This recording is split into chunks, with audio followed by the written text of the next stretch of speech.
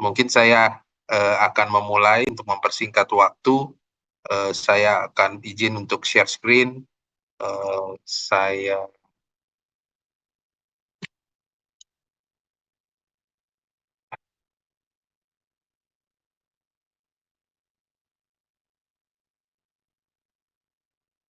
baik. Apakah sudah jelas tulisan? Sudah Ya, Dok, sudah. Yeah. Suara saya juga ada jelas ya, Dok. Jadi Jelas. tolong izin kalau ada yang tidak jelas, baik itu suara maupun tulisan, nanti tolong diingatkan. Dan saya akan bagi di dalam 2 termin pada pertemuan hari ini. Dan di antara termin itu boleh kita tanya jawab. Dan mengenai tanya jawab ini boleh juga dicatat dan ditanyakan pada pertemuan berikutnya. Jadi tidak menutup kemungkinan pertemuan berikutnya masih menanyakan hal-hal yang sudah diudahkan pada kesempatan sebelumnya. Nah, judul yang saya mau ceritakan di sini yaitu tadi bahwa apa sih yang menjadi current update dalam diagnostik imaging abdominal pelvic case. Tentunya saya hanya pakai CT scan dan MRI karena kita tahu bahwa foto polos tidak terlalu sensitif tentunya di dalam mendiagnosis kasus-kasus abdominal pelvic, dan umumnya foto polos itu hanya dipakai sebagai jembatan untuk pemeriksaan CT ataupun MRI ini. Ya, jadi bukan menjadi pemeriksaan andalan gitu ya. Karena apa? Punya banyak limitasi dan teoritis akurasinya hanya di bawah 70%. Dan itu pula yang membuat kita tidak boleh serta-merta melakukan satu tindakan hanya berdasarkan pemeriksaan foto polos ya. Jadi itu kenapa saya nggak terlalu konsentrasi untuk foto polos abdomen ya. Kita bisa mendiagnosis bahwa ini adalah ileus, tapi kita tidak bisa melakukan apa-apa tanpa kita tahu bahwa ini etiologi ileusnya karena apa, dan itu tidak mungkin bisa dijawab dengan pemeriksaan foto polos ya. Mau tidak mau kita harus masuk pada pemeriksaan CT scan ataupun MRI ya. Gitu juga ini saya di slide pertama bahwa ada X-ray, ada US, ada CT, ada MRI ya. Dan begitu juga untuk USG ya.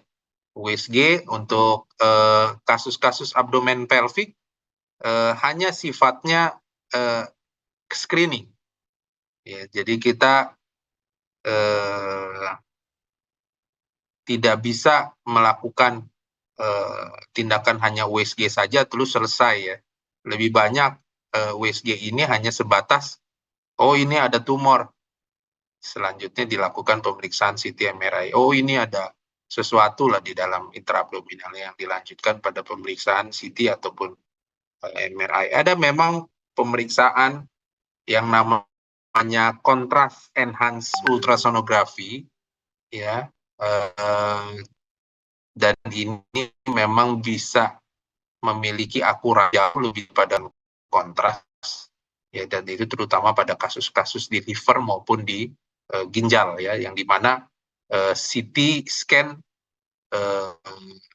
ada limitasinya terutama pada pasien-pasien yang memiliki gangguan fungsi ginjal yang berat, sehingga kita bisa melakukan contrast enhanced ultrasonography. Tapi saya nggak banyak tentang membicarakan tentang contrast enhanced ultrasonography karena jujur saja ini tidak terlalu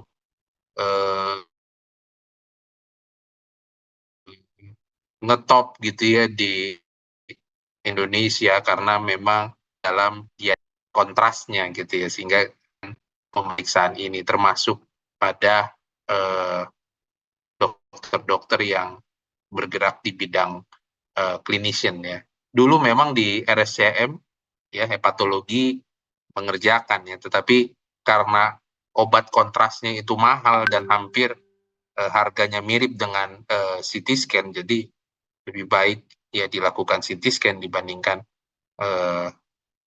dilakukan kontras enhance ultrasonografi, karena CT scan memiliki field of view yang lebih besar sehingga kita bisa melihat segala sesuatu yang ada di intraabdomen. Tapi mungkin di kemudian hari ya, kalau memang kesehatan value kita sudah mulai tinggi, BPJS sudah mulai bisa mengcover ini, ya tidak menutup kemungkinan kita akan adakan lagi yang namanya kontras enhance ultrasonografi. Sehingga saat ini ultrasonografi masih bersifat sebagai screening ya untuk kasus-kasus abdominal. Bagaimana dengan CT? Ya, tentunya CT boleh dikatakan salah satu yang menjadi gold standard mendiagnosis sesuatu kasus yang ada di abdomen, ya. Dan keuntungan dari CT scan ini memiliki spasial dan temporal resolution yang tinggi. Apa sih spasial resolusi? Ya, karena ini yang mendengarkan adalah mulai dari yang paling junior. Saya coba kasih yang basic supaya kita lebih memahami tentang CT dan MRI ini. High spatial resolusi itu adalah membedakan ya dua titik yang sangat berdekatan. Jadi tentunya titik A dan titik B, ya. Kalau ada alat yang cukup akurasi membedakan dua titik ini, walaupun titik ini berdekatan, bahkan kalau titik 1 dan titik 2 saling berdempetan, saling menempel, masih tetap kita bisa bedakan. Ini yang kita namakan spatial resolusi ya. Sedangkan temporal resolusi itu adalah membedakan dua titik walaupun titik ini bergerak gitu ya. Nah, itu kita namakan temporal resolution. Ya. Tentunya spasial resolusi ini salah satu implikasi klinisnya adalah dalam menentukan resektabilitas. Sering kita ditanya kan bahwa ini tumor hubungannya dengan jaringan sekitarnya bagaimana? Apakah infiltrasi, apakah hanya sifatnya menempel saja? Nah, itu tentunya harus memilih modalitas yang memiliki spasial resolusi yang tinggi. Ya. Sedangkan temporal resolusi, yaitu tadi membedakan dua titik yang bergerak, dan ini paling sering kita temukan pada kasus-kasus jantung ya, atau CT kardiak. Dan CT ini juga memiliki informasi 3D yang cukup baik sehingga kita bisa melakukan pemeriksaan volumetri ya, dan pemeriksaan volumetri ini sangat baik untuk kasus-kasus contohnya di hepar ya, dalam hal melakukan reseksi ya, termasuk juga pada kasus-kasus di kolon ya, dalam hal melakukan yang namanya CT kolonografi ya, atau kasus di paru ya yang kita namakan CT bronkoskografi ya. Berikutnya adalah cukup baik dalam menilai korteks tulang ya, trabekula, baik dalam menentukan kalsifikasi, tetapi memang sangat lemah, sangat kurang beruntung karena memiliki radiasi ionisasi yang tinggi dan terkadang memberikan informasi tentang natur ya dari penyakitnya kurang begitu baik ya dalam hal menentukan, misalnya terutama pada kasus onkologi ya, bahwa ini menentukan jinak atau ganas. Nah, itu CT kurang begitu baik ya dibandingkan MRI. Jadi dengan adanya informasi ini, kita sebagai dokter harus bisa menimbang-nimbang kapan berarti kita lakukan CT, kapan kita melakukan MRI, tergantung dari kasus yang kita mau hadapi. Ini contohnya high spatial resolusi, kita bisa melihat ya dengan tajam ya bahwa pria ini memiliki alis, memiliki hidung dan lain sebagainya dengan jelas. Dan ini contoh ya, high resolusi sangat penting di dalam menentukan infiltrasinya ya terhadap jaringan sekitarnya ya. Jadi terutama pada waktu kita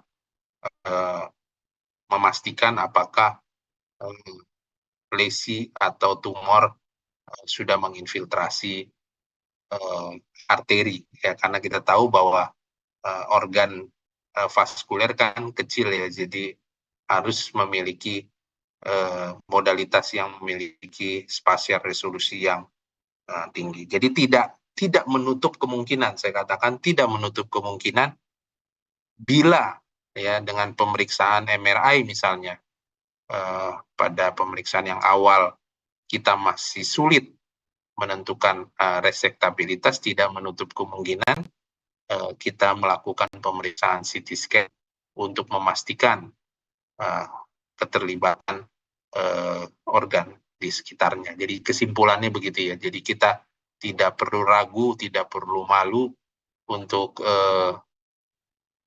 meminta CT scan walaupun kita sudah melakukan MRI, terutama untuk menilai tidak keterlibatan organ di sekitarnya. Ya, jadi itu take home message-nya.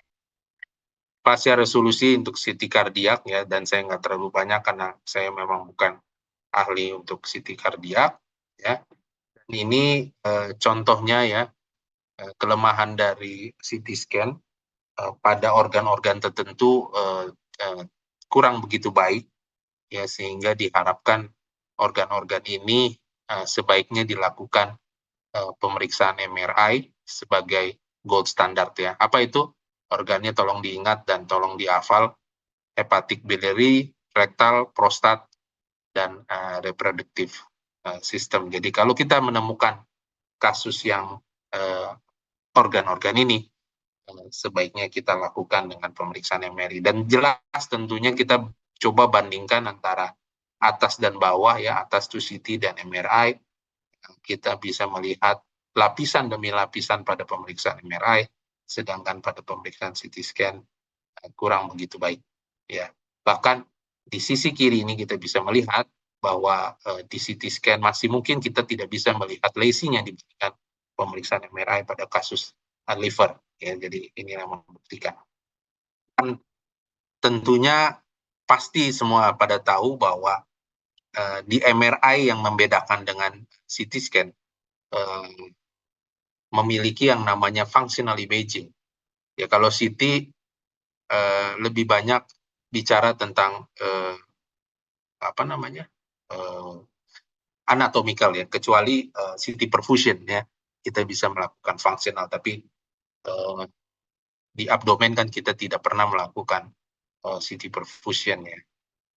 Jadi disinilah perbedaan dengan pemeriksaan MRI.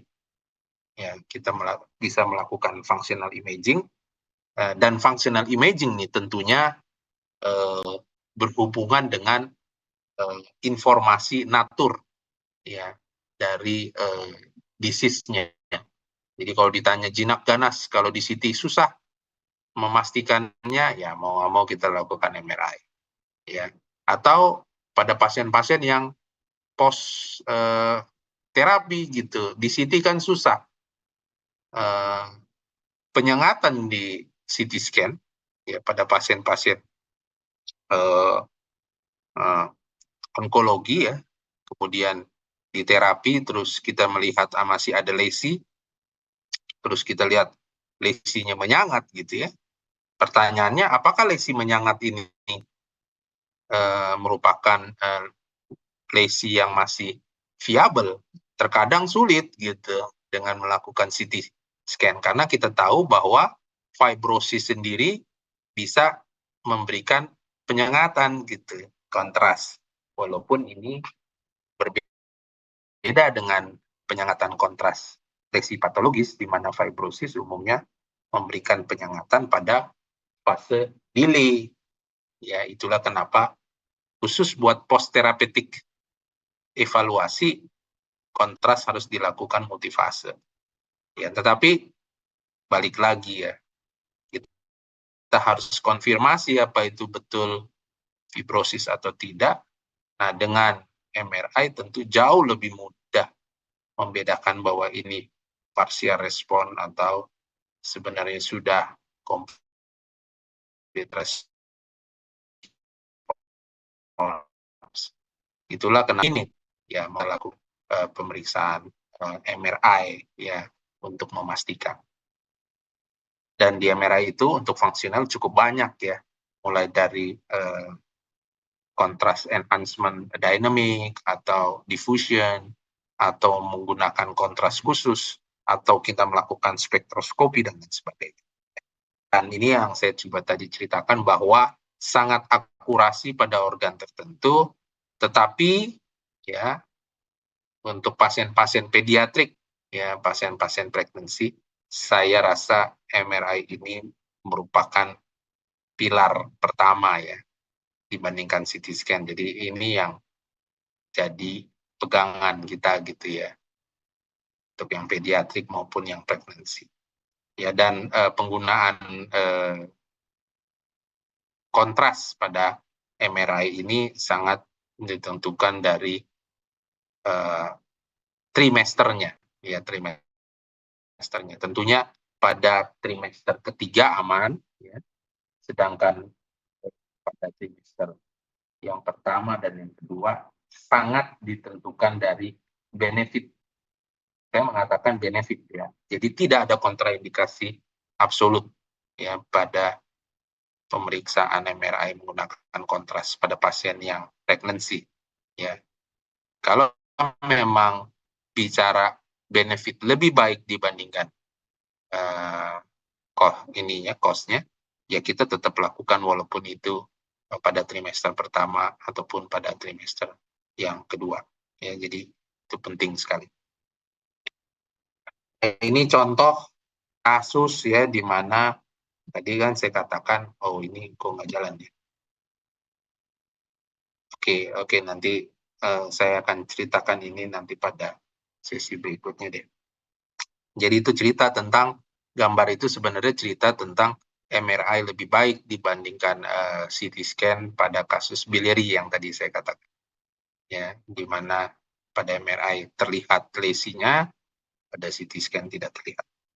Nah, kita akan mulai sedikit demi sedikit tentang CT scan protokol abdominal case. Ya. Alangkah lebih baik mungkin kita diskusi ya, apa yang Anda sudah kerjakan di institusi masing-masing sama apa yang tertulis di kepustakaan. Ya, izin KPS untuk saya berdiskusi dengan kandidat. Nah,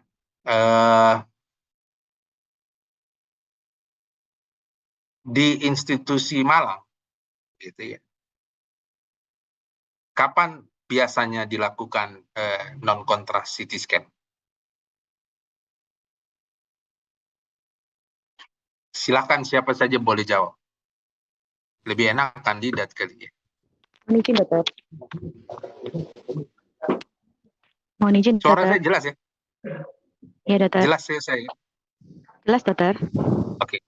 Tolong kasih tahu kalau nggak jelas. Silakan. Mohon izin, Kapan Dokter. tuh di Malang kerjain non-kontras CT? Apakah selalu semua di kontras? Mohon izin, Dokter, untuk kontras kalau murni tanpa kontras hanya untuk pasien-pasien urogenital stone. Kalau untuk malignansi biasanya semua dikontras, Dokter, sebelum menggunakan dipolos di CT scan tanpa kontras sebelum dilanjutkan dengan kontras, Dokter. Oh, jadi hanya urologi saja yang CT uro? Kebanyakan yang CT uro yang tanpa kontras dokter atau Kalau pasien datang dengan nyeri perut kanan bawah, gimana? Langsung CT scan apa USG dulu? mohon izin USG dulu dokter. USG dulu. Oke. Kalau misalnya pasien dengan kreatinin yang tinggi sehingga menyebabkan estimate GFR-nya kurang dari 30, kemudian klinisi mengatakan tolong dilakukan CT scan dengan kontras. Anda melakukan apa? Misalnya dia kreatininnya tinggi nih, estimate GFR-nya 15. Terus mohon dilakukan CT scan dengan kontras pada pasien liver nodul misalnya, atau pada pasien apalah pokoknya. Kalau di Malang gimana? Mohon izin dokter, kalau seandainya pasiennya memang punya IGFR yang rendah, biasanya kita sarankan menggunakan MRI abdomen dokter untuk melihat kalau liver nodul biasanya kan kita harus evaluasi menggunakan kontras dokter. Iya, jadi apa tuh? Jadi maksudnya di GFR yang 15 tadi, CT kontrasnya dipindahkan menjadi MRI kontras gitu. Yang ada di ini Malang, maksudnya kita nggak usah ngomong teoritis dulu. Di Malang tuh, karena di RSCM suka begitu tuh, dikirim, mohon dilakukan CT scan kontras pasien dengan kecurigaan tumor rektum, gitu, atau dengan kecurigaan tumor kolon. Terus dibalikin lagi, atau diganti menjadi non-kontras, atau langsung diganti modalitasnya langsung dengan MRI kontras atau MRI biasa gitu, nggak pakai kontras. Mohon izin dokter, kami akan berdiskusi dengan klinisi sehingga akan apabila dengan pembackupan HD mungkin dokter pasien akan tetap dilakukan CT scan abdomen apabila pasien memiliki GFR yang rendah atau dengan memang gangguan dari fungsi ginjal. Namun apabila tidak memungkinkan untuk dilakukan backup HD, kami tetap akan berdiskusi dengan klinisi untuk melanjutkannya untuk evaluasi menggunakan MRI, dokter. Oh ya gitu. Sekarang yang pertanyaan yang kedua ya, oral kontras. Selama ini dipakai nggak di Malang? Izin dipakai, dokter. Dipakai. Kasus apa tuh? Apa semua dipakai oral kontras? Tidak semua kasus, dokter. Kasus Nah, itu kasus apa tuh? kasus seperti CA kolon biasanya dipakai, dokter. CA kolon. Di luar CA kolon nggak pakai? Kalau untuk kasus tumor liver tidak dipakai, dokter. Iya, artinya di luar CA kolon, CA gastrointestinal lah pokoknya, nggak pakai kontras.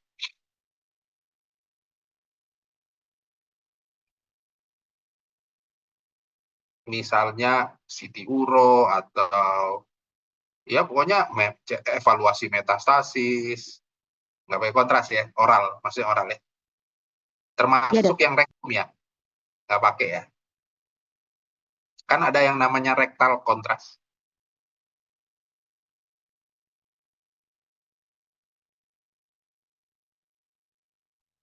Iya, dokter. Untuk tumor-tumor dari urologi biasanya tidak Oh, menggunakan kontras minum, dokter. ya, oke. Kemudian IV kontras. Kasus apa tuh? Contoh, misalnya pasien datang dengan nyeri perut kiri bawah. Gimana tuh kalau di Malang prosedurnya? Atau pasien datang dengan nyeri perut kanan bawah.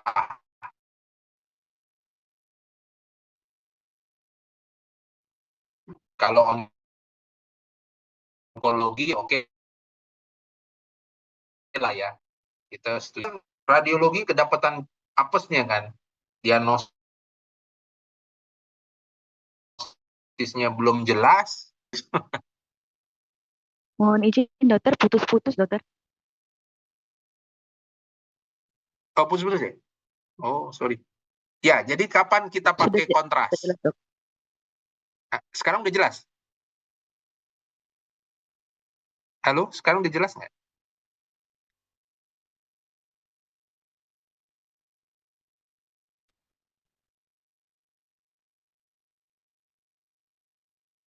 Halo?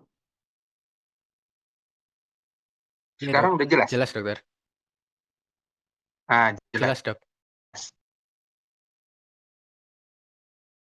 Ya, jadi kan seringkali langsung tumor gitu, ya mungkin kita gampang pakai kontras. Tapi kalau misalnya simptom abdominal discomfort, itu pakai apa tuh? Langsung pakai kontras?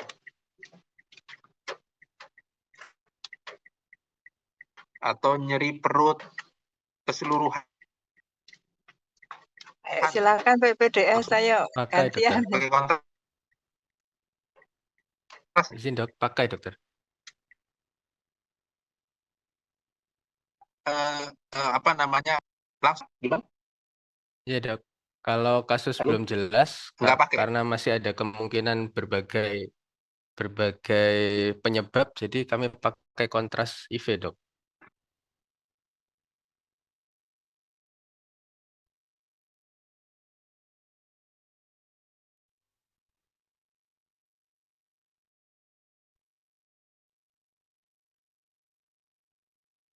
Wah, suaranya putus-putus, saya nggak dengar. Sebentar ya, saya ganti ini. Kayaknya saya yang salah nih. Suara saya jelas nggak ya? Jelas, Sekarang? Dok.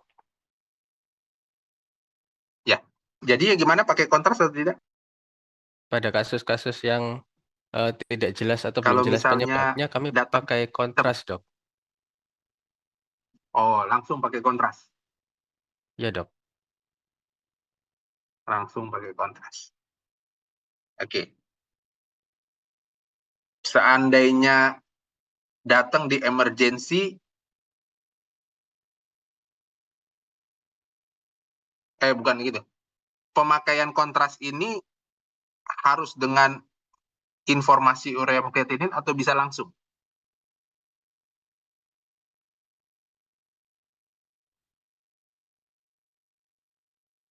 Kan itu real yang ada di praktek sehari-hari kan? Mohon izin, Pasti Dokter. ditanya sama perawat. Ya, Dok. Biasanya kami mintakan informasi terkait fungsi ginjalnya dulu, Dokter. Kalau fungsi ginjalnya baik, maka dilakukan dengan kontras, Dokter. Oke. Definisi baiknya berapa ya? Kami di sini menggunakan EGFR 30, minimal 30, Dokter. 30. Jadi di atas 30 Di atas 30 boleh boleh langsung pakai gitu. kontras. Iya, Dokter. Di bawah 30? Di bawah 30 kami konfirmasi dulu ke klinisi apakah pasien ini memang punya riwayat rutin HD, rutin cuci darah gitu, Dok. Jika memang iya, maka pelaksanaannya mungkin menyesuaikan dengan HD atau dikonsulkan ke bagian renalnya dulu, Dok. Ini setting P1 gitu, Dok. Kalau HD-nya minggu lagi itu, halo, gimana? Iya, iya, dokter. Mohon izin, Dokter.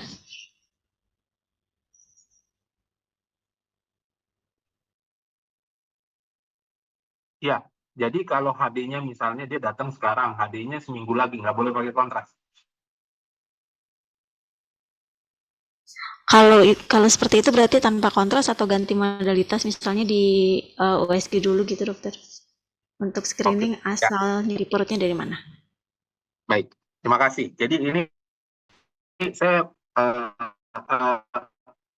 kenapa saya tanya-tanya ini biar tahu nih, saya mau konsentrasikan ngajak kita persamaan persepsi yang sama gitu. Tentunya sesuai dengan kepustakaan gitu ya. Supaya jangan ada, oh di sana kenapa bisa, di sini nggak bisa gitu. Kan itu yang kita hindari. Baik. Nah, ini suara saya jelas ya? Saya udah ganti internetnya nih. Ya, jadi di sini kan dikatakan, kan ditanya tadi, saya tanya tadi, apakah CT scan-nya pakai kontras apa enggak? Apa bisa enggak pakai kontras? Nah, jawabannya kita harus bagi dalam dua kategori. Ya, kategori yang pertama adalah kategori pasien datang ke kita dalam kondisi apa gitu. Akan berbeda sekali pasien datang di emergency room, di UGD, sama datang di poli kan gitu. Ya, dan di dalam kepustakaan bahwa pasien yang datang di emergency room ya, yang sifatnya non traumatik gitu, pemberian atau pemeriksaan CT scan non kontras itu disarankan ya, yang non kontras ya, disarankan baik itu kontras IV maupun kontras oral. Dan dikatakan di sini bahwa tidak ada penambahan informasi kalau pasien yang emergensi dikasih kontras sama yang nggak dikasih kontras. Jadi pun is okay. Tapi yang saya katakan ini tolong di garis bawahi karena punya yang dinamakan syarat dan ketentuan berlaku. Ya.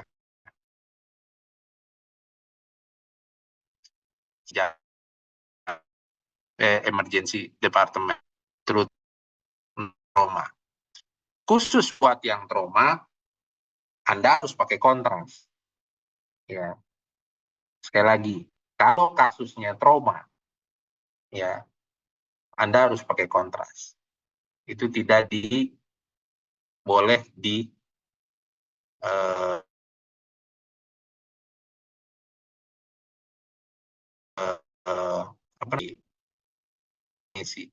harus pakai kontras karena kita tidak pernah tahu non kontras apakah itu laserasi, apakah itu ada hematom dan lain sebagainya, akan menjadi sulit buat kita di dalam menentukan grading kalau kasus trauma. Ya, kalau kasus non trauma boleh. Ya. Ini saya mau ceritakan juga di dalam kepustakaan bahwa oral kontras juga tidak merupakan keharusan pada kasus yang sifatnya emergency, ya, yang masuk ke emergency department, ya. Dan dalam kepustakaan mengatakan pasien-pasien yang di CT scan itu memiliki nilai akurasi yang tinggi pada yang non kontras, ya.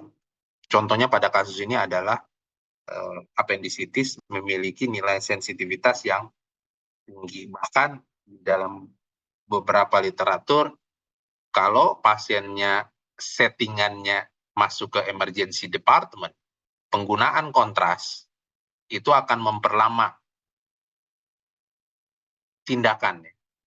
Karena kita harus periksa ureum kreatinin, kita mesti minum lagi kontras, nunggu lagi gitu ya. Jadi akan menjadi lebih lama dan tidak akan menambah nilai akurasi kalau kita bandingkan yang non kontras.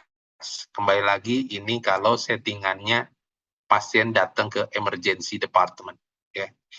Nah, ini juga salah satunya tadi ya. Nah, saya lewat dulu ini. Nah, nanti kita balik lagi ke slide berikutnya. Kalau di emergency department, gitu, biasanya kita bagi, kan pasien biasanya datang dengan abdominal pain tentunya. Kalau di abdomen, ini kita bicara emergency department. Abdominal pain, jarang datang dengan penyakit lain. Dan ini kita biasanya bagi 5 kuadran. Nah, di American College society, mereka punya yang namanya CR appropriateness. Jadi apa sih yang dianjurkan, ya, kalau pasien datang dengan keluhan tersebut, ya, abdominal pain ini. Dan di ACR ini memberi informasi bahwa kalau pasien datang ke emergency department dengan keluhan nyeri perut kanan bawah misalnya, yang dimana paling sering ditemukan pada kasus appendicitis, mesenteritis, adenitis, ileitis, dan lain sebagainya, termasuk urethral stone, ya, mereka menganjurkan pemeriksaan CT scan menjadi inisial. Kalau tadi kan dikatakan harus USG dulu. Nah, kita harus mengubah paradigma karena USG itu memiliki yang namanya nilai akurasi yang tidak terlalu tinggi dibandingkan CT, dan itu pun juga tergantung operator yang kita namakan operator dependent.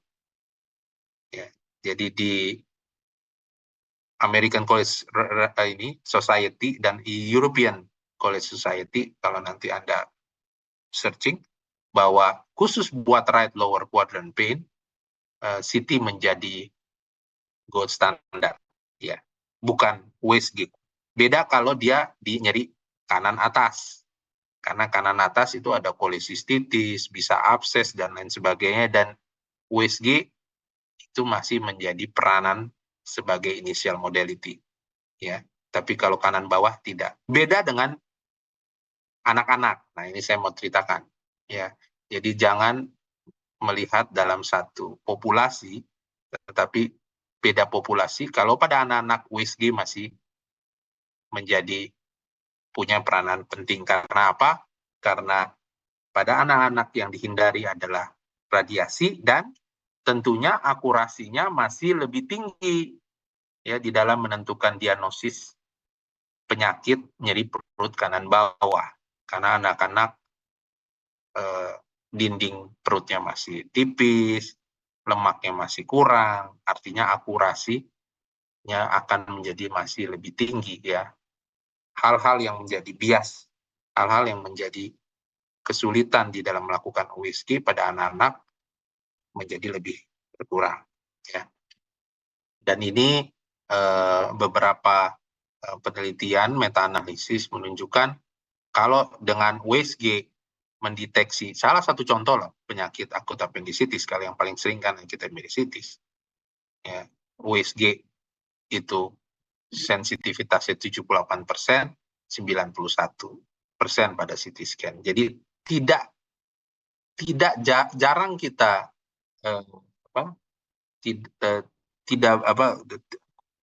sering kali kita menemukan pasien-pasien yang USG-nya nggak jelas, terus baru dilakukan pemeriksaan CT scan, sehingga biaya pengobatan akan menjadi lebih tinggi, ya. Dan ini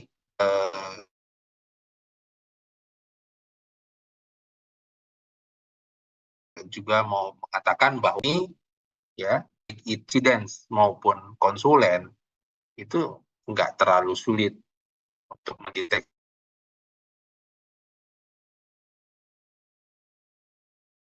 misalnya appendicitis, ya. Appropriateness kriteria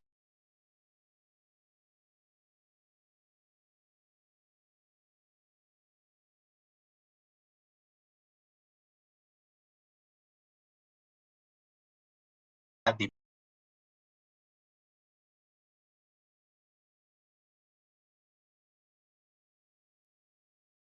Izin dok, maaf terputus-putus lagi dok.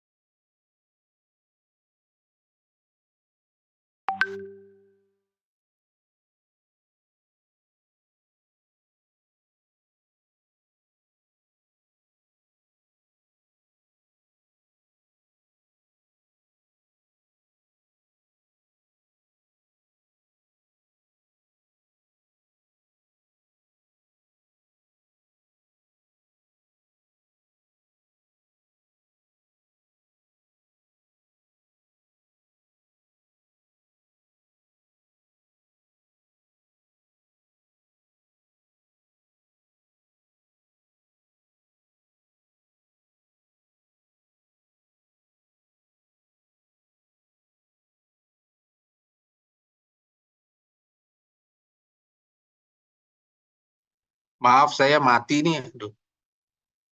Udah sampai mana ya? Udah sampai sini nggak ya? Izin dok, di 2 slide sebelumnya sepertinya dok. Di 2 slide ya. Ini ya. Benar ini ya? Ya dok. Ya, saya lanjutkan. Jadi di sini mau mengatakan bahwa American College Radiology tadi, Society memberikan nilai rating paling tinggi CT scan dibandingkan USG di dalam mendiagnosis kelainan-kelainan pada nyeri perut kanan bawah. Dan di sini diceritakan bahwa non-kontras CT masih menjadi peranan di dalam mendiagnosis nyeri perut kanan bawah karena memiliki nilai akurasi yang boleh dikatakan cukup tinggi kalau tinggi, tapi sama dibandingkan kontras oral ya, maupun kontras misalnya rektal ataupun kontras intravena. Ya. Ini salah satu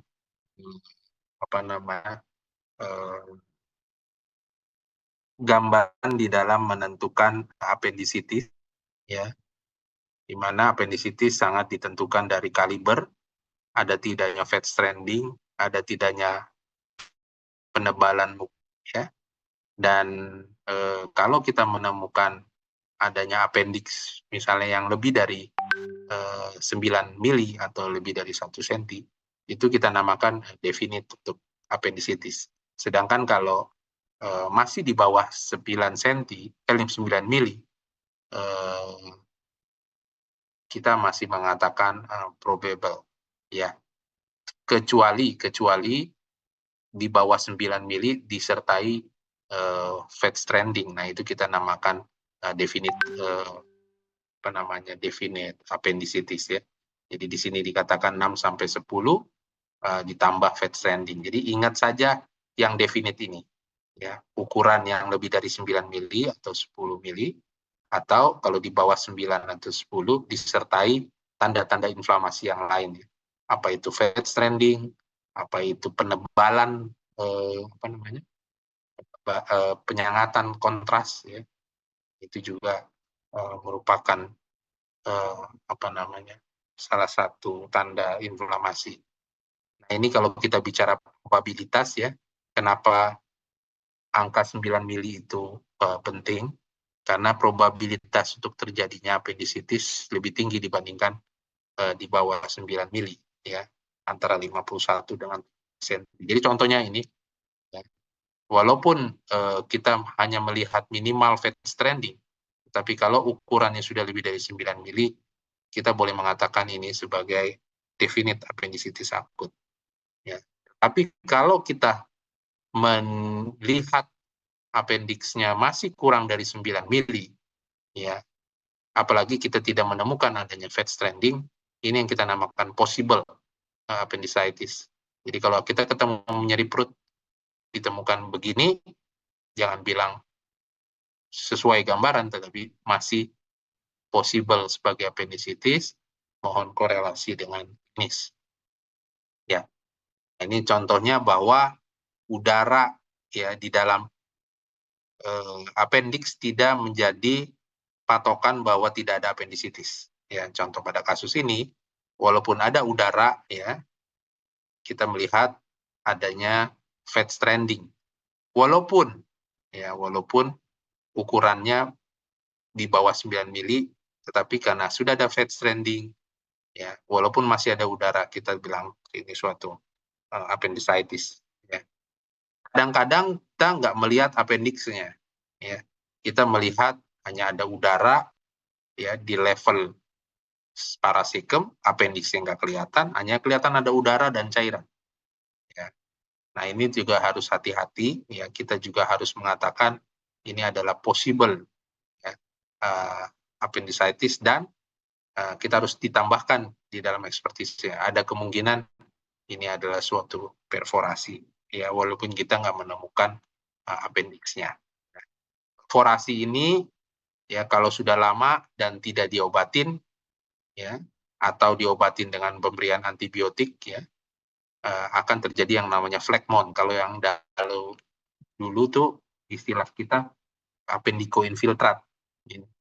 Jadi dia gambarannya seperti padat. Kita nggak ngelihat appendixnya, tapi kita hanya ngelihat ada bagian padat di parasekum. Ya, jangan bilang massa. Ya, kalau kita melihat adanya fat stranding yang cukup luas, gitu ya, signifikan ketemu begini, jangan-jangan ini adalah komplikasi dari appendicitis perforasi.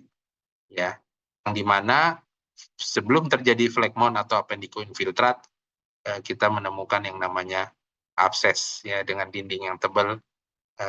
Ini yang kita namakan abses appendix ya, appendicitis abses. Jadi kalau lihat komplikasi dari appendicitis itu adalah perforasi, kemudian terjadinya abses, kemudian terjadi appendikoinfiltrat atau phlegmon. Ya, ini adalah tanda yang bisa terjadi. Dan ini diferensial diagnosis. Yang lain adalah ditemukan adanya mesenteric adenitis. Kita menemukan adanya KGB yang juga ada fat stranding. Jadi penting banget fat stranding ini. Sering kali kita ketemu KGB tapi nggak ada fat stranding. Jangan bilang mesenteric adenitis, ya bilang aja ada KGB di situ. Mesenteric adenitis itu harus ada fat stranding selain kita menemukan adanya tipe KGB. Ya. Begitu juga kadang kita menemukan yang namanya epiploic appendicitis. Jadi tolong diingat, dilihat lemak di sekitar kolon. Jangan-jangan ini merupakan penyebab terjadinya nyeri perut kanan bawah. Ya. Jadi kita melihat adanya satu inflamasi di sana.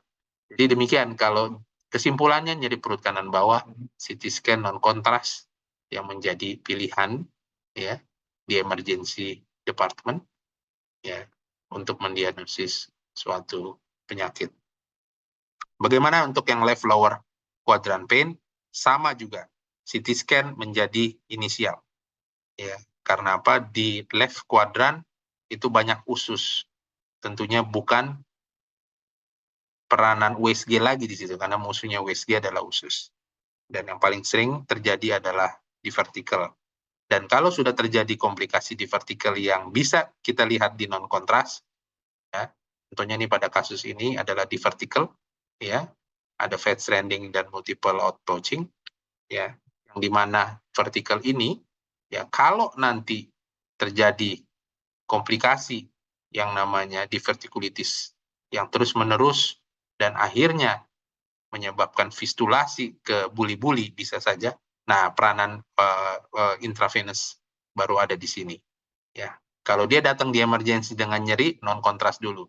Ketemu non kontras begini, dilanjutkan dengan kontras karena ditemukan adanya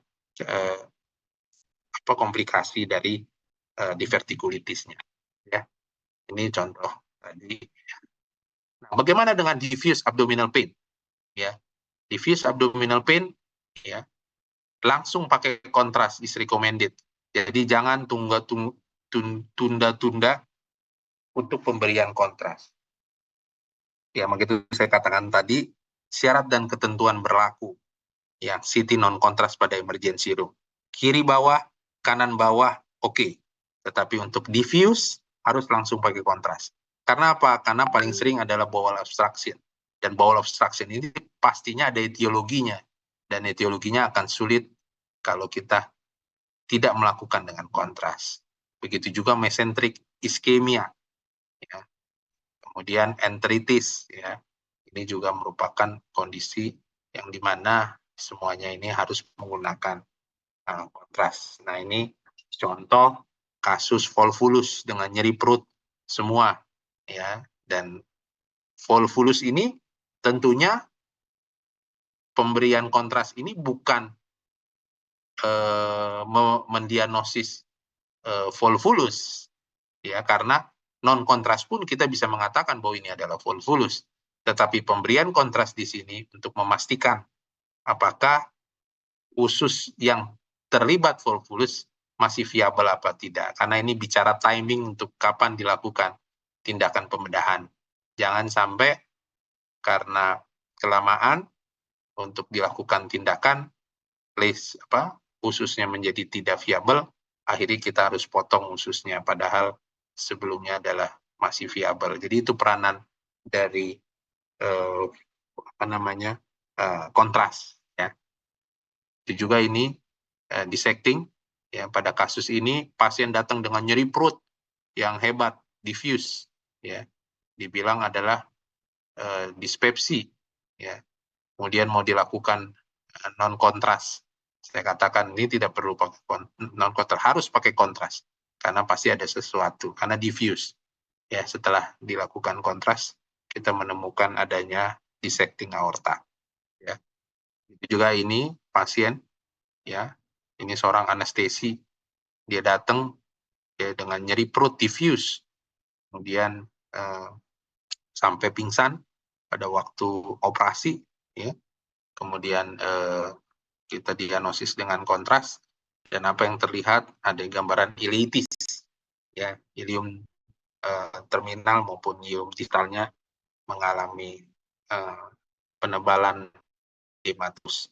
Ya, ini adalah ileitis. Ya. Jadi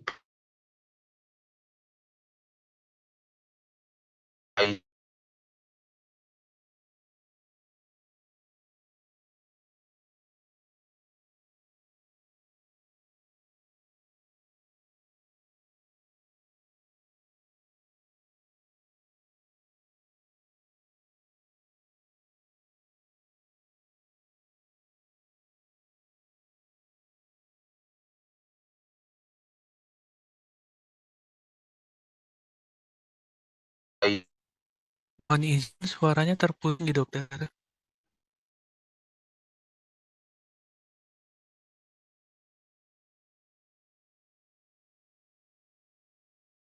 Ya, sudah saya WA.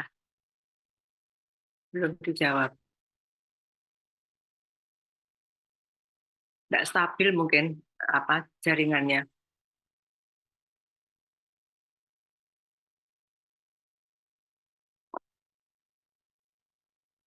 Dicatat ya Pak PPDS yang perlu ditanyakan.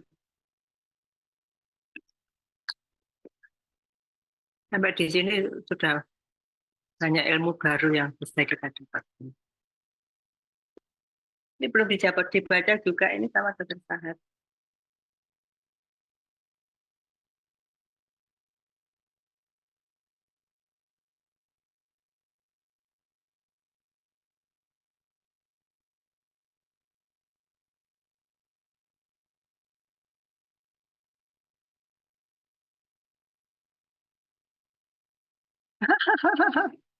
Kasihan dok.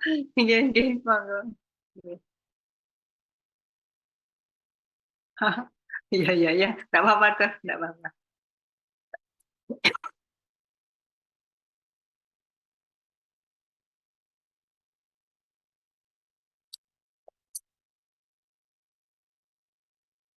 Pasti berusaha connect ya. Ditunggu aja.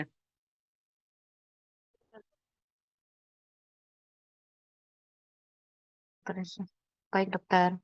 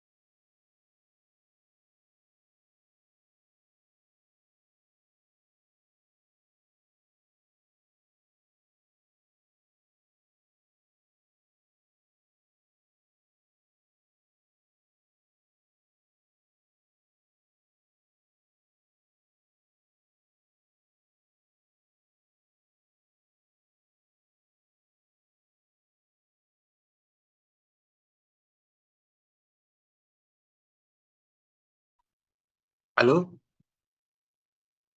suara saya Ya, Dok, terdengar, Dok. Dokter. saya ulang lagi ya. Ini internetnya nggak bagus. Sudah sampai mana ya? Sini ya. Izin sampai Tadi trombosis sampai mesenteric trombosis arteri mesenterik arteri, Dok. superior. Oh ya, sampai ini ya. Iya, dokter. Ya, jadi dari kalau salah satu abdominal pain itu kan yang diffuse itu trombosis mesenteric arteri superior ya. Nah, itu juga nggak akan mungkin bisa kita diagnosis kalau tanpa kontras. Begitu juga inflammatory bowel disease maupun juga peritonitis. Ya, kita nggak bisa lihat penebalan peritoneum, kita nggak bisa melihat adanya smudge di omentum dan lain sebagainya. Jadi penting banget kita memastikan bahwa ini dengan kontras etiologi akan menjadi lebih jelas terlihat. Atau pada kasus misalnya invaginasi ya, ini contoh invaginasi dari kolon gitu ya, nah, kita bisa iliokolika, nah, kita bisa melihat dengan menggunakan kontras ya. Jadi boleh kita simpulkan bahwa penggunaan kontras oh ya sebelum itu tadi saya ada yang skip. Nah, sedangkan kalau kita bicara penggunaan kontras oral, nah ini pakai ya hanya pada kasus-kasus ini. Jadi kalau tadi mengatakan bahwa kecurigaan tumor di gastrointestinal harus kontras oral, enggak juga ya. Karena apa? Karena pada prinsipnya adalah kalau mau menentukan kelainan di gastrointestinal, nanti kita akan belajar pada slide berikutnya. Yang paling penting adalah ususnya mengembang. Ya, terserah Anda mau melakukan teknik apa yang membuat ususnya mengembang. Ya, mau pakai positif kontras oral boleh.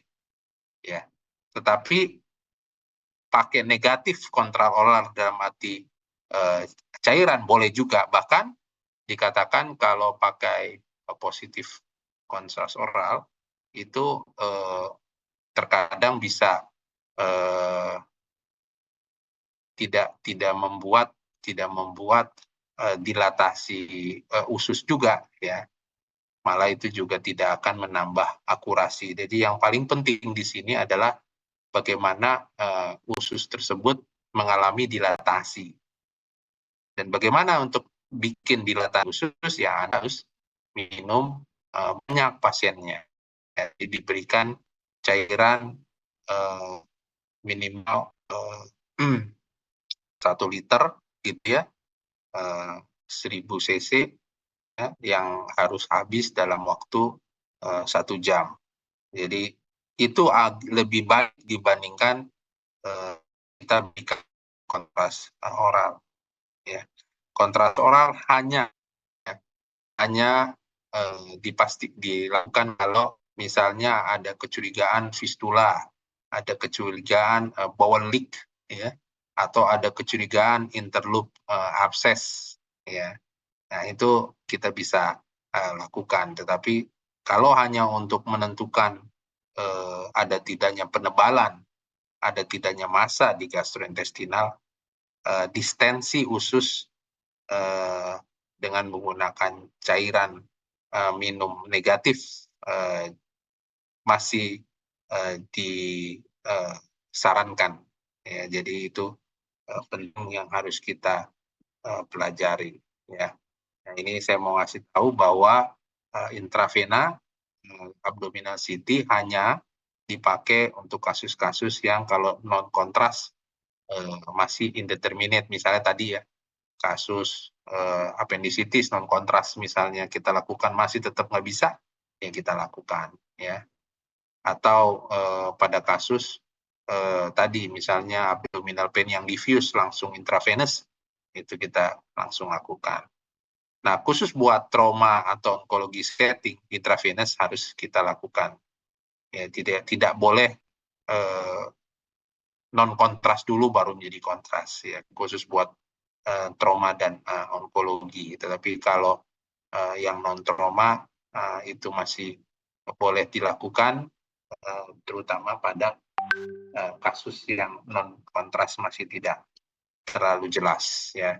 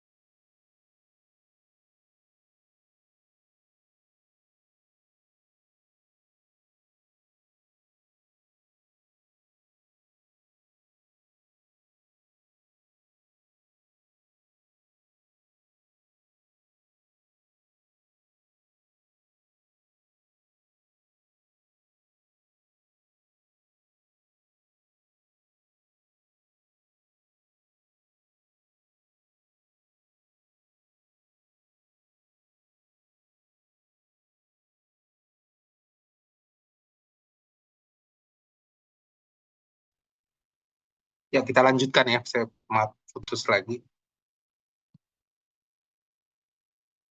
Apakah sudah terlihat slide saya?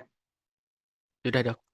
Ya, jadi khusus buat yang intravenous, biasanya kita pakai untuk yang negatif atau indeterminate pada non-contractility, ya, khususnya pada yang non-trauma abdominal pain, ya, atau yang tadi, kalau misalnya kasusnya adalah yang diffuse abdominal pain. Sedangkan khusus buat trauma dan onkologi setting, tentunya IV menjadi intravenous contrast menjadi yang utama. Kemudian pemberian kontras itu juga sangat tergantung dari organ yang mau kita periksa dan penyakit pasien ya. Jadi contohnya misalnya untuk HPB, tentunya kita melakukan 3 fase, ya, fase arteri, vena, dan delay, 35 detik, 70, dan 10 menit. Sedangkan adrenal, tentunya yang membedakannya adalah di fase delay-nya yang kurang lebih 15 menit. Tetapi misalnya pada kasus aneurisma, tentunya kita tidak memerlukan fase vena. Kita cukup memakai fase arteri dan fase delay karena kita tahu ada kemungkinan ekstravasasi terjadi di fase arteri ataupun ekstravasasinya terjadi di fase delay. Jadi penting sekali protokol kontras ya.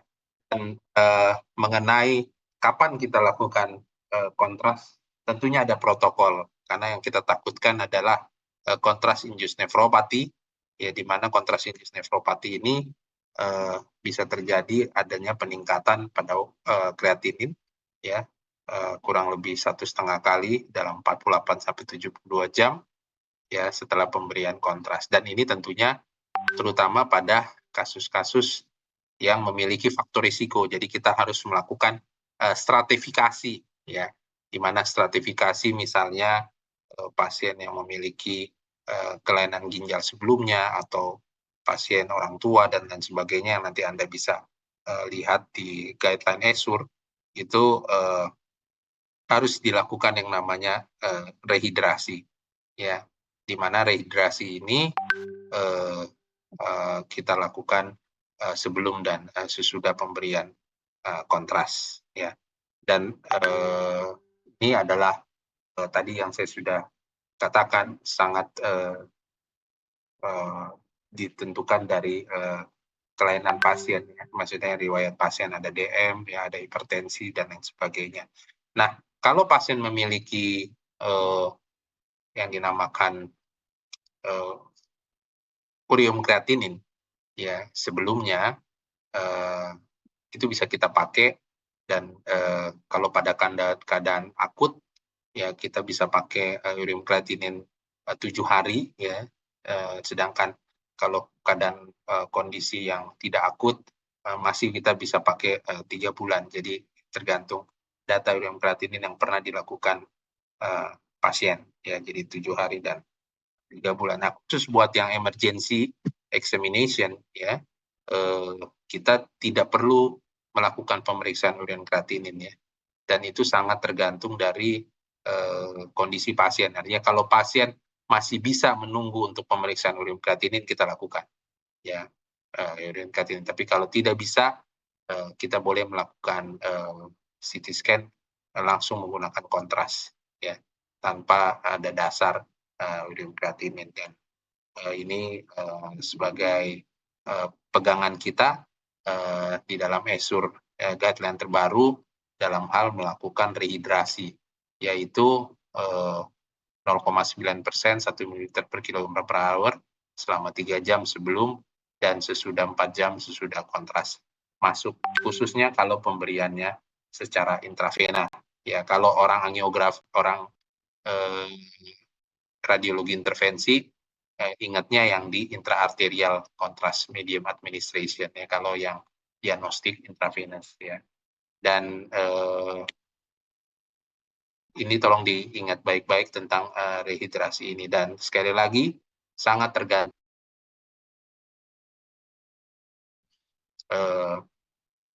kita pikirkan perlunya pemberian kontras yang segera. Kita tidak memerlukan pemeriksaan urium kreatinin, apalagi dilakukan rehidrasi sebelumnya. Ya, itu adalah guideline ESUR yang terbaru. Nah, bagaimana dengan kreatinin yang sudah sangat rendah? Karena kita masih memakai nilai 30 sebagai apa namanya?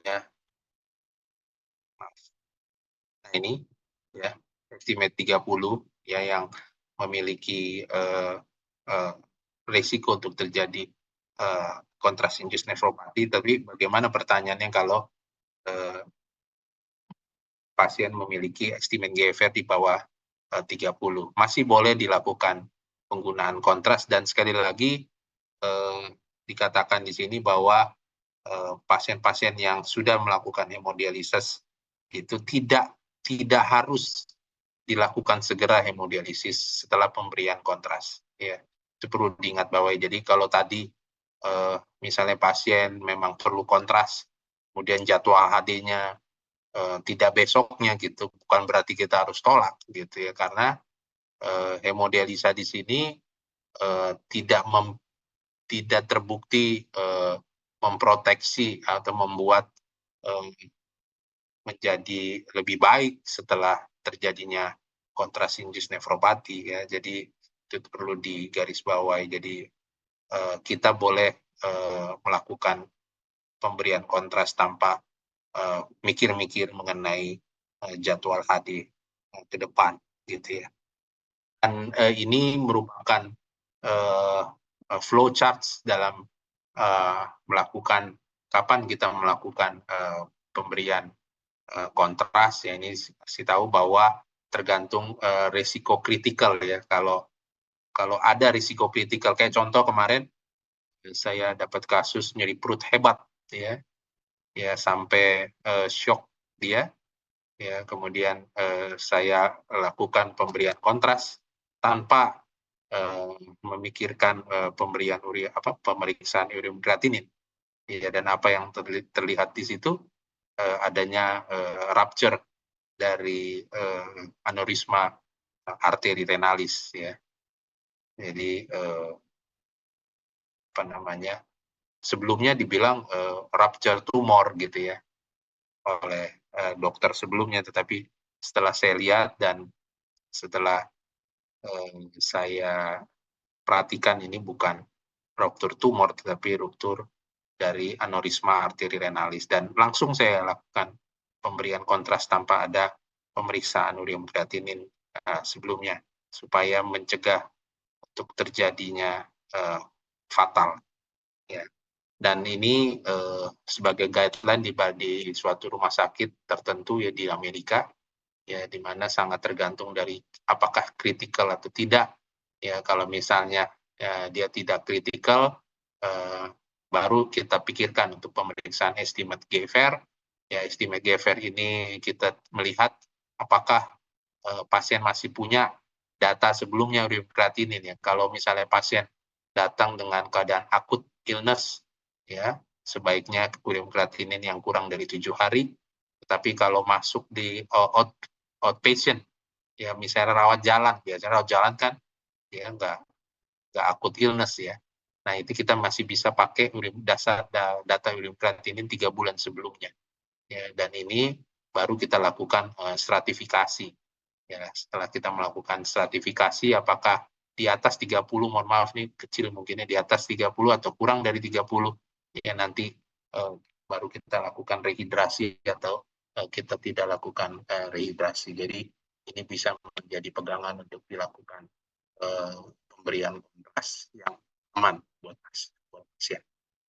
Demikian, jadi saya boleh kasih kesimpulan mengenai CT scan dan MRI ini.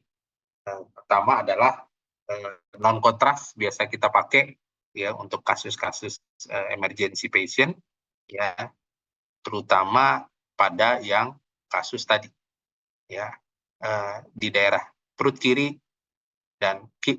bawah dan kanan bawah ya, khususnya untuk yang nyeri perut yang diffuse kita lakukan menggunakan kontras. Oral kontras hanya dipakai untuk mendeteksi bawah leakage, fistula, atau kelainan-kelainan di interloop abses ya, atau kelainan di usus halus ya.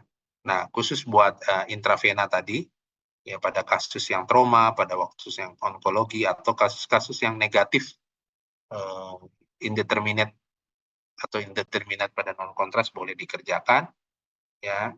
Dan tentunya pemberian kontras ini sangat tergantung dari protokol yang mau kita lakukan ya. Misalnya kalau HPB ya multifase ya, kemudian gastrointestinal juga multiphase, bleeding juga multiphase, adrenal multiphase ya, renal juga multiphase ya. Dan pemeriksaan MRI sangat baik untuk kasus-kasus liver, biliar, prostat, rektal, dan ginekologi, dan juga pada pasien-pasien yang pediatrik dan pregnancy. Jadi khusus buat organ-organ ini dan orang-orang ini ya kita lakukan pemeriksaan MRI bukan CT scan ya. Atau pada kasus-kasus yang sudah di CT scan Tapi masih belum jelas juga karena tadi bahwa MRI memiliki kemampuan lebih di dalam menentukan natur dari disease dan terutama pada kasus-kasus evaluasi pos pengobatan, ya. Khusus pada pregnancy harus hati-hati, terutama pada trimester pertama, ya. Dan sekali lagi pemberian kontras pada pregnancy bukan merupakan kontraindikasi absolut, sangat ditentukan dari cost and benefit dari pasien. Mungkin ini yang bisa saya bagikan khusus untuk pemberian CT MRI, pemeriksaan CT MRI pada kasus abdominal pelvic case. Terima kasih, mungkin ada pertanyaan.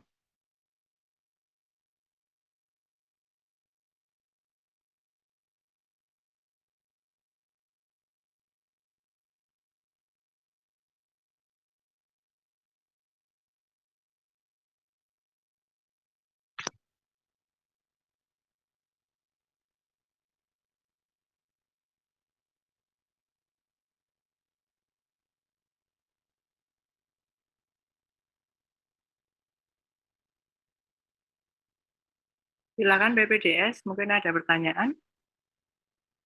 Mohon izin, dokter.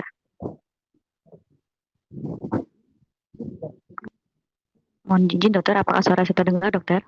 Sudah. Ya, sudah. Mohon izin bertanya, dokter.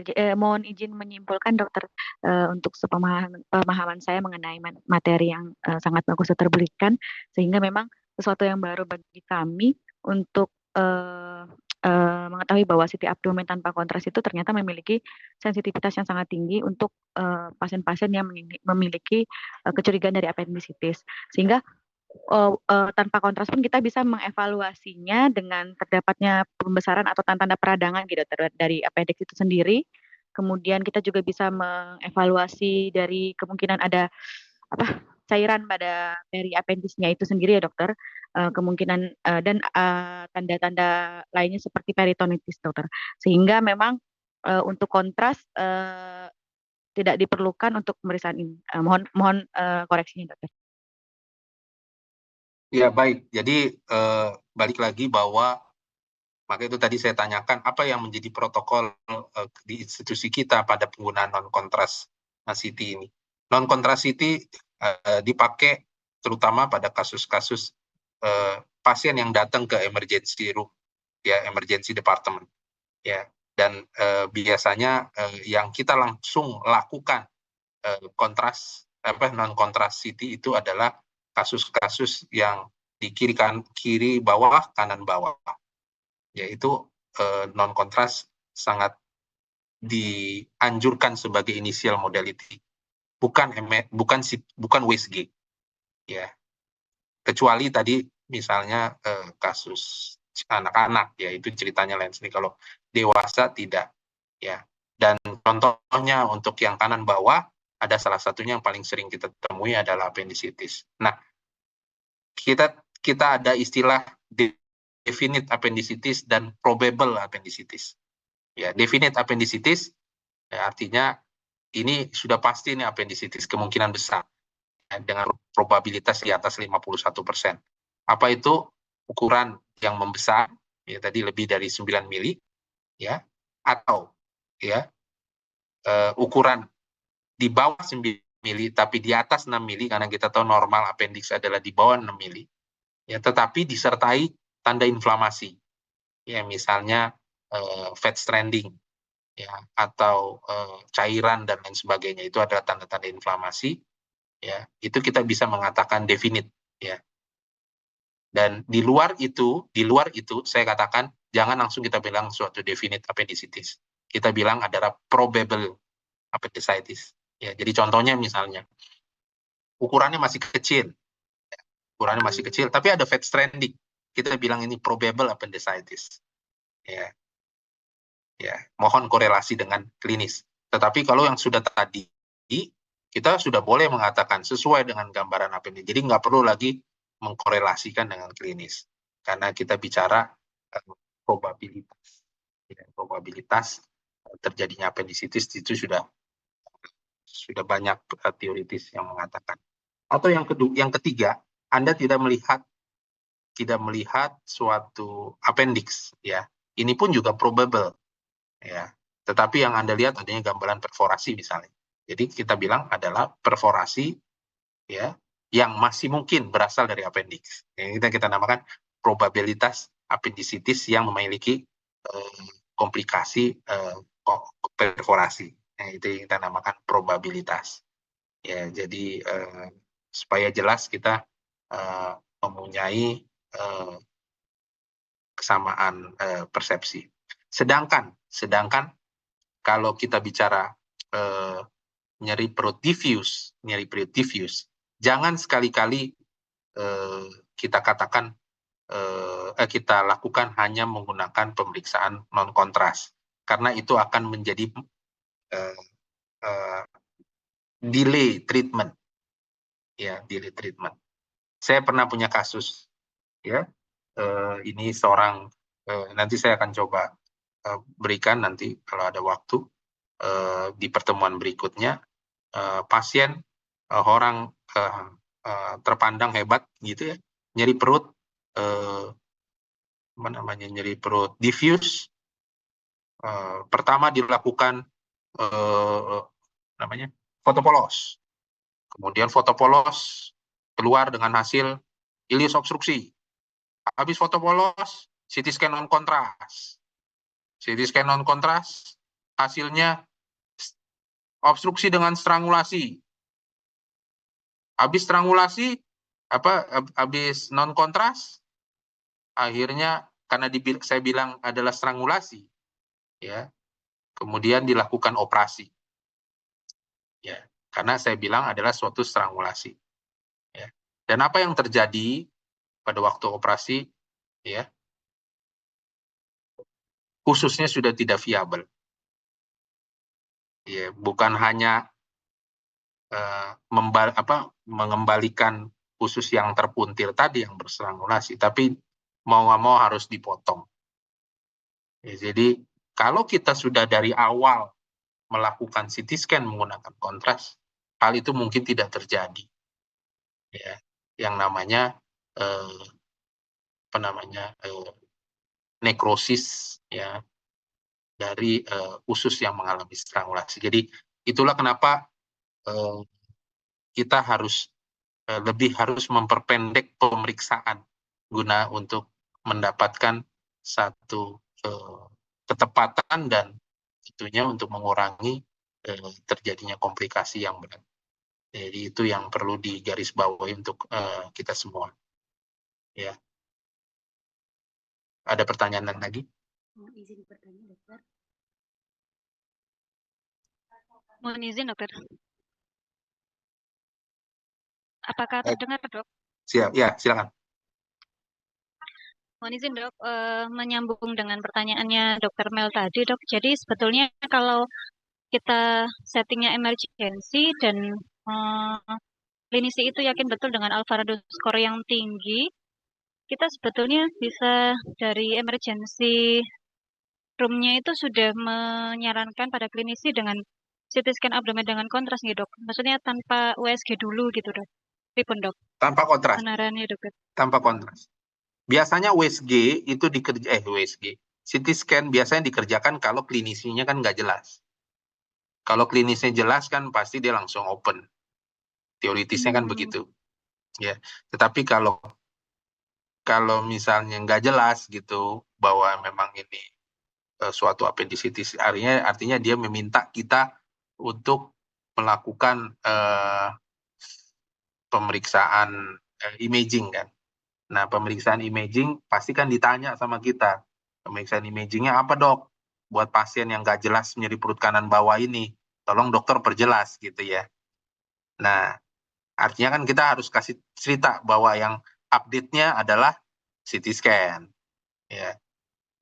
Kalau nanti USG, ada kemungkinan habis di USG saya suruh CT scan kan begitu.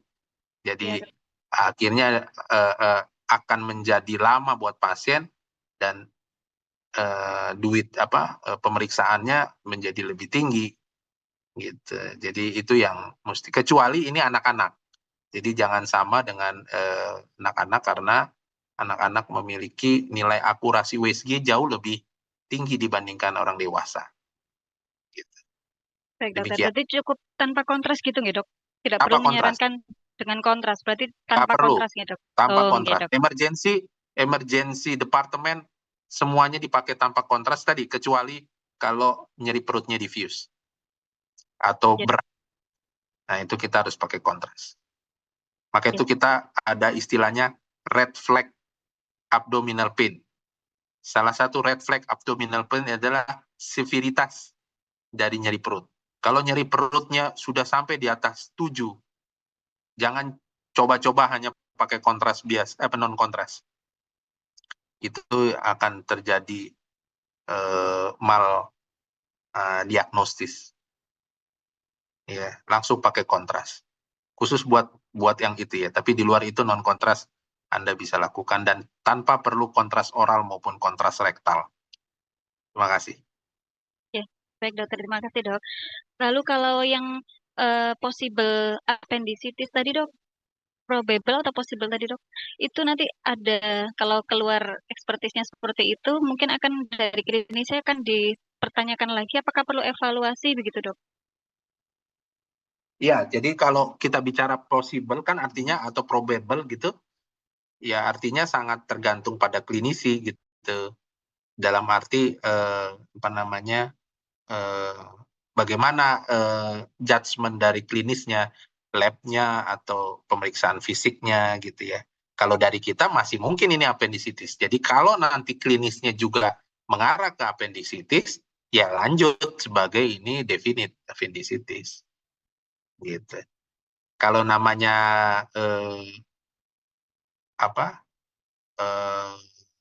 misalnya klinisnya nggak cocok, tapi itu probable ya jangan dianggap sebagai definite appendicitis gitu. Maka itu kita harus menulis di situ korelasi dengan klinis. Nggak perlu untuk disarankan lagi CT scan atau disarankan lagi USG kemudian beberapa jam kemudian nggak perlu. Harus dikentukan ketok palu gitu. Ya, klinisnya mendukung atau tidak. Kalau klinisnya mendukung, operasi. Kalau klinisnya tidak mendukung, tunda. Gitu. Baik dokter, terima kasih banyak dok. Ya. Dokter mohon izin bertanya dokter. Ya. Nah, terima kasih atas kesempatannya dokter. Saya izin bertanya untuk tadi sempat dijelaskan bahwa pada pasien dengan trauma itu kita harus menggunakan dengan CT scan dengan kontras dokter. Untuk pemeriksaan URCR2 sendiri pada pasien setting emergency itu berlaku untuk hasilnya jika kurang dari 7 hari, sementara pada pasien-pasien yang rawat jalan itu bisa 3-6 bulan. Apakah ada kriteria khusus dokter, misalnya pasien P1 dengan trauma, kemudian kita lakukan CT scan kontras tanpa menunggu hasil ureum kreatinin, ataukah tetap harus menunggu hasil ureum kreatininnya dokter? Mohon arahannya dokter. Baik, ya itu tadi saya katakan bahwa paling penting ini adalah critical judgment. Ya, kalau critical judgment itu artinya kita bisa menunggu, ya periksa ureum kreatinin pada pasien trauma ini. Karena kan kita menggunakan kontras. Gitu. Tetapi kalau critical judgment kita nggak boleh tunggu. Karena kondisinya adalah saat ini misalnya lagi shock, langsung dikerjain. Maka itu di satu institusi flowchart tadi itu mesti jelas dilakukan critical judgment-nya. Dan itu yang menentukan kan klinisi. Jadi kalau klinisi bilang ini pasien trauma instabil, langsung kontras. Jangan tunggu ureum kreatinin. Ya dia lagi nggak stabil, masa periksa-periksa lagi ureum kreatinin. Gitu. Langsung kontras, nggak ada masalah. Ya kita nggak disalahin, karena ESUR yang terbaru sudah tulis begitu. Ya. Sedangkan kalau misalnya dia traumanya ringan gitu loh, cuman memar-memar dikit gitu ya boleh kita tunggu-tunggu kan kondisinya kan dia juga bagus gitu ya.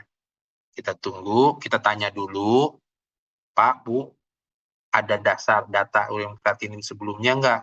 Oh ada nih, 6 hari yang lalu baru periksa, ya udah cukup, kita bisa langsung lakukan pemberian kontras ya, tergantung dari perlu rehidrasi atau enggak. Atau misalnya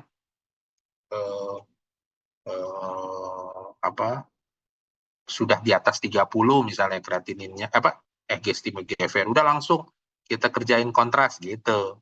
Kalau di bawah 30 kita rehidrasi dulu ya. 2 jam sebelumnya misalnya gitu. Jadi sangat ditentukan dari critical judgment saat itu ya. Intinya radiologi tidak boleh menghambat pengobatan. Nah, itu yang penting. Kan mereka harus pastiin nih, misalnya perlu open apa enggak segera. Terus kita suruh periksa urin kreatinin lagi gitu kan, artinya itu menghambat. Ya jangan. Kalau misalnya dibilang ini harus segera, dikerjain ya, tanpa dilakukan pemeriksaan urin kreatinin. Terima kasih. Terima kasih dokter.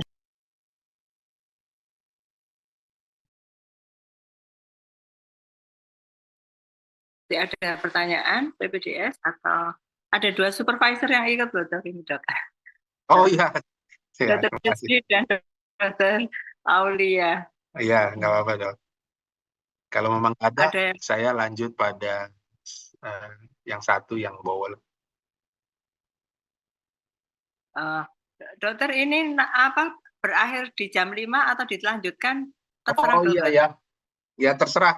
Oh ya, atau mungkin saya baru sadar juga udah jam 5. Atau mungkin bisa kita lanjutkan lagi pada hari Kamis ya. Izin dok, hari Jumat kan janji Janjinya kalau jadi dari itu Jumat dok ya. Ya. Pokoknya Jumat ada raker radiologi. Oh Jadi gitu. bolehkah menjadi hari Kamis? Oh Kamis, jamnya? Ya samain aja dengan jam segitu. 3 sore. Oke ya. Sorry. Ya insya Allah bisa, kita nggak ada jadwal ya untuk hari Kamis jam 3. Ya. Dokter. Jadi kita lanjutkan mungkin dengan gastrointestinal ya, kemudian liver ya, liver, pankreas sama biliar gitu ya. Ya dok. Ya. Nanti tadi sudah diendapkan dulu aja dok sama PPDS. Ditanya setelah dipelajari. Dipelajari paling tidak menjadi pegangan kita di praktek sehari-hari nanti, karena ini kan penting kapan di CT, kapan di MRI ya. Iya dok, betul. Kapan pakai kontras, kapan nggak pakai kontras. Iya. Baik. Ya mungkin nanti dari hasil ini nanti kita juga ada pertemuan di departemen dok untuk pembuatan protapnya itu apakah harus revisi atau bagaimana begitu dari. Oh iya. Iya. Ya, jadi supaya persepsinya sama dari UI maupun dari Brawijaya. Iya, baik. Oh iya, saya lupa tadi cerita bahwa penekanan bahwa sekali lagi kontras MRI, kalau zaman dulu saya PPDS, kontras MRI itu lebih harmful dibandingkan kontras CT. Jangan punya paradigma seperti itu. Kalau dulu saya PPDS begitu, sekarang harus dibalik, bahwa kontras MRI lebih aman dibandingkan kontras CT. Jadi itu yang penting. Jadi kalau misalnya pasien perlu banget kontras, tapi GFR-nya rendah banget, ya, kemudian pasien belum pernah di HD, gitu. Terus gimana nih? Kan pasti sering ditanya. Sarankan MRI dengan kontras. Itu jauh lebih aman dibandingkan CT scan dengan kontras. Demikian. Kalau MRI tanpa kontras dok, itu kan ada sekuens-sekuensnya. Misalnya pasien dengan GFR yang sangat rendah atau dia itu alergi pada semua jenis obat, katakan begitu dok. Nah itu bagaimana akurasi dari diagnostik kita pada MRI yang tanpa kontras dok? Iya, jadi maka itu kembali lagi pada pasiennya penyakit apa gitu ya. Jadi dikatakan di kepustakaan kontras ini paling bagus akurasinya kalau ketemu dengan pasien-pasien yang onkologi. Jadi onkologi ini sebenarnya harus pakai kontras karena ini berhubungan dengan lokoregional staging maupun metastasisnya, karena itu pengaruh. Jadi kalau misalnya pasien dikirim CT scan kontras pada pasien onkologi, nggak bisa karena GFR-nya rendah, kita harus menganjurkan MRI kontras gitu untuk onkologi pasien. Tapi kalau misalnya non-onkologi, nah itu boleh kita lakukan MRI tanpa kontras. Demikian, Dok. Nah, Ya. yang paling juga sering terjadi itu adalah alergi kontras CT.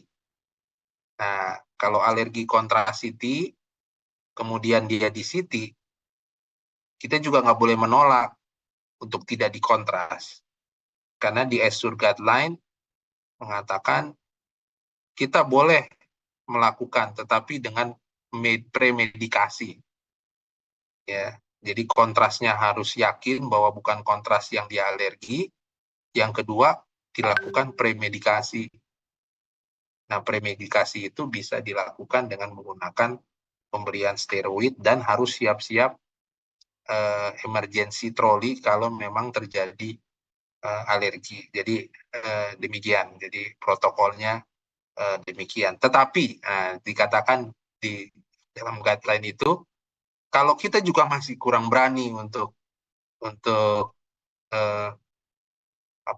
melakukan kontras karena ada alergi sebelumnya, kontras CT, lakukanlah pemberian MRI kontras, ya, karena alergi kontras MRI jauh lebih sedikit dibandingkan alergi kontras CT, ya, karena yang bikin dia alergi sebenarnya iodinnya, sedangkan gadolinium itu hampir jarang memberikan reaksi alergi.